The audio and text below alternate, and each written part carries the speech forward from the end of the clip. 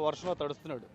ఇప్పుడు పవన్ కళ్యాణ్ ఏంది, మన సినిమా రిలీజ్ అయింది కాబట్టి జనాల్లో నా జనాలకి నేను ఏందో రియల్గా తెలియాలి, నేను ఒక రాజకీయ నాయకులా కాదు, అందరిలో హీరోలుగా ఫస్ట్ ఎలా ఉంటానో ఇప్పుడు అలాగే ఉంటానని ఆయన కాన్సెప్ట్ మీద బయటకు వచ్చాడు. వర్షమైనా సరే తడిశాడు. ఆయన ఫ్యాన్స్లో నేను ఇది రియల్ మీ హీరోనని నిరూపించుకున్నాడు. అంటే ఇక్కడ ఏంటంటే పవన్ కళ్యాణ్ గారు రీల్, జగన్మోహన్ రెడ్డి గారు రియల్ అని చెప్పేసి అంటే ఆ విధంగా బయటికి పోర్ట్రేట్ అవుతుంది. సో ఏం చెప్తారు? ఎవరు రియలో ఎవడ ఫేక్ అనేది ఆయన ఫ్యాన్స్కి తెలుసు, అభిమానులకి తెలుసు. ఎవరో అన్నారని చెప్పి ఆయన కించపరచడం కాదు, ఎవరికి తెలుసు ఎవరో పవన్ కళ్యాణ్ ఎలాంటి అని అందరికీ తెలుసు. ఒకళ్ళు అన్నారని పట్టించుకుంటా పోతా ఉంటే అది ఎప్పటికీ నడవదు. అది అన్న ఇప్పుడు మనం గతం నుంచి కూడా చూస్తున్నాం, అసలు సినిమాని పాలిటిక్స్ ని మిక్స్ చేయడం ఎంతవరకు కరెక్ట్ అంటారు? సినిమా వేరు, పాలిటిక్స్ వేరు.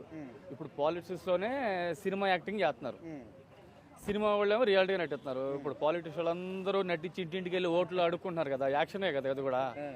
ఇప్పుడు జగన్మోహన్ రెడ్డి ఉంటాడు, ఇంటింటికి వెళ్ళి 10 ఆడపిల్లని ఎత్తుకుని సొంత కూతురు అయినట్టు వాళ్ళని ఎత్తుకుంటాడు, అవి చేస్తాడు. దేనికి? అది అంతకంటే నంది అవార్డు యాక్షనేగా.